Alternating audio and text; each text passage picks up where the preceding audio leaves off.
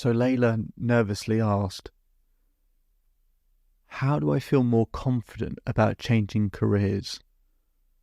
I have to change careers. I want to change careers, but I'm scared. Welcome to the Self-Belief Chief podcast. You're here with David Holman. Make sure to subscribe to the podcast to keep up to date with your favorite episodes and to hear the latest ones come out. We've got content coming out regularly. And let's begin. So I was speaking with Layla. Layla wanted to move into a new career. She had enough in her current one. She felt stuck. She wasn't growing anymore. She felt underpaid. And she wasn't really able to use the most of her skill set. So she wanted to change careers, but she says, David, I'm scared. What if it goes wrong? What if I fail? What if it's just that the grass looks greener somewhere, over there, but actually in reality it's not better. It's worse. The situation gets harder. She said, I think I know what I want to move into. I found that. I've seen it. It looks exciting. I can really use my skill set, but I'm just feeling uncertain. So what I showed Layla is, look, there's a 5 milestone model that I use to help people change careers. But I'll talk about one of them in this episode, which is it's called risk reduced. Risk reduced. This is to help remove as much the uncertainty and discomfort with changing careers. I've changed careers twice in my life, right? I was an athlete and had to retire because of injuries, so once enforced. And then I was in a corporate environment and I thought, I don't want to be here. I'd love to create my own coaching business. So the second one was by choice. But I can tell you how difficult it is changing careers. I've been there. I've experienced it myself. It's a lot harder than we can even imagine to actually do it. And on top of having coach hundreds of people to do it as well, you start to see the patterns of what make it easier for people. So in the risk reduced milestone, what I talk about is 3 key areas that we need to create some certainty around so that we feel a bit more comfortable, so we don't associate as much pain with changing. So the 3 areas are finance, relationships, and mental well-being. It's very likely that if you feel really stressed, really anxious about the idea of changing careers, even if you want to, at least in one of those areas you're worrying. Either that, well, what if something bad happens and I'm not going to have enough money? Or what if I feel down or it has an impact on my relationships? Or what if, I really struggle to deal with it mentally and I start to feel really overwhelmed and uncomfortable and depressed? So it's likely in one of those areas. So you might want to start by, in each of those 3 areas, scoring how much certainty you have in each of them when it comes to the idea of changing careers, right? So, for example, if you're really, really worried about money when it comes to changing careers, then your certainty might be at a 2 out of 10. If you actually feel pretty good about your relationships, that they're not going to be affected by changing careers, you might say an 8. And then your mental well-being, if you're not really sure, you might say a 5. So scores like that. So when you're thinking about changing careers, how do you feel in regards to finance, relationships, mental well-being, with regards to, how you feel making that change, and a score out of 10, just so we can see where there might need to be a bit of an adjustment.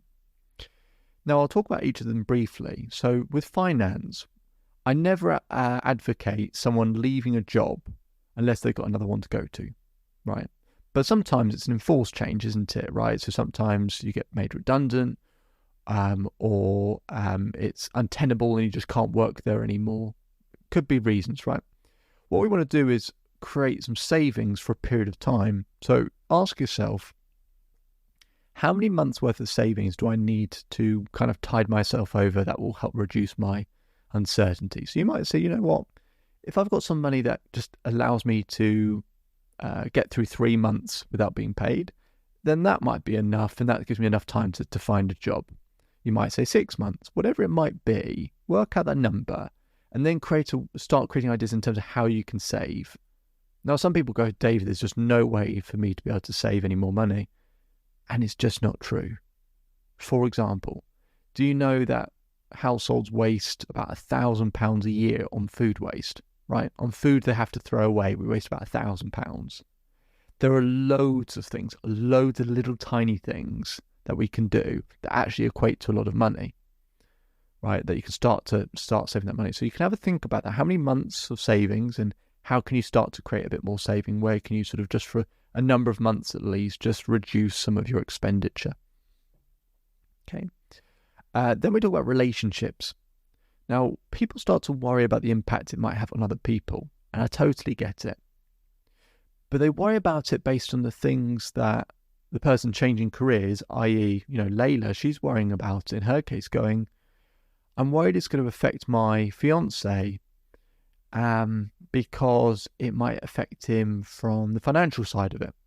And actually what I needed to address with Layla was, that's what you value most or worry about. From his point of view, of course, finance is important, but is it the thing he values most in the relationship? She said, I don't know. I said, well, let's go ask him. So she asked him, and she wrote down 3 things that he values in a relationship. And guess what? None of them were to do with money. So what she can then do is do a better job at giving him those 3 things that he values, right? The money is one thing. It's important, but it's not the thing he values most in the relationship. Give, whether it's your partner, whether it's your children, whether it's friends, whoever you think might be affected, give them what they value, not what you value, what they value. Because the default is, if you don't know what someone else values, we just give them what we value. And then we're actually missing the bullseye for them, and then it will affect the relationship. So give them what they value.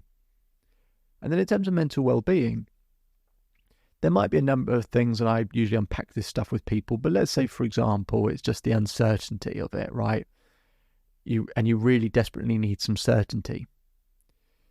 If I ask you what has to happen for you to have certainty, you'll likely have a very tough, strict rule like, well, I have to have this amount of money, and I have to be in a job, and my relationship has to be going well, and this has to happen, and this has to happen. And it's a really bad rule when you have multiple things have to happen simultaneously and you're not in total control. So what I want you to do is diversify your certainty. I want you to write down 10 different ways that you get certainty in your life. So I want you to do it the following. You're going to write down anytime and then you can look at things like, how do you get certainty in terms of how you look after your health, right? It might be to do with sleep. So you might say, anytime I get a good night's sleep, anytime I drink water, anytime I eat healthily. You might go into a different category. How do I create certainty in my structure and routine? Okay, anytime I schedule things, anytime I map out my week, anytime I write down my shopping list, etc. The reason why we write down any time is we're not just saying when this happens, we're saying anytime this happens, and it's anytime things that you're in control of, not anytime they do something, anytime I do something. So what we did with Layla is I started to show her, okay, this is how you create certainty in your finances. This is how you create certainty in your relationships. This is how you create more certainty in terms of your mental well-being. And then we can up each of those scores. Now she feels more certain that she can succeed at changing careers because it's not all just wrapped up in the next job. She's got ways that she can control her relationships, control her influence in the relationships, control her mental well-being, and have better control of her finances as well. I allowed Layla to have the flexibility. And Layla, sent me an email saying she's really enjoying and loving her new job. And it's always nice when people have the opportunity to do what they really are meant to do. My name is David Holman. If you change today will change your life. So enjoy the rest of your day. Enjoy the rest of your life. If you want to learn more about this episode, visit the Self-Belief Chief website. We'll put a link in the description to be able to schedule time with me as well. And enjoy the rest of your day. Speak to you soon. Just one more thing before you go. So I hope you're enjoying the daily episodes. We put in a lot of work to keep providing content because to create permanent change needs consistency. To get that consistency, we want to make sure we keep providing you value on a daily basis. But to keep up with that pace, could we ask for one very small favour? If you could take the time to leave a 5-star rating either on Apple Podcasts or Spotify. We'll put a link in the description for you to be able to do so. That really, really helps us out and helps us to keep providing content as frequently as we do. And we'll do one more thing to provide some extra value. If you take a screenshot of your rating or review and send it to selfbeliefchief@gmail.com or DM us on Instagram, I will provide you with a free coaching session with myself. Okay, so it'd be fantastic if you could leave that 5-star rating so we can keep providing content. Just simply click on the link in the description. It'll take you 20 seconds. And if you want to go one step further, take a screenshot of that rating and review, send it to selfbeliefchief@gmail.com or DM us on Instagram, and we'll arrange a free coaching session for you. Hope you enjoy the rest of your day, and see you on the next episode.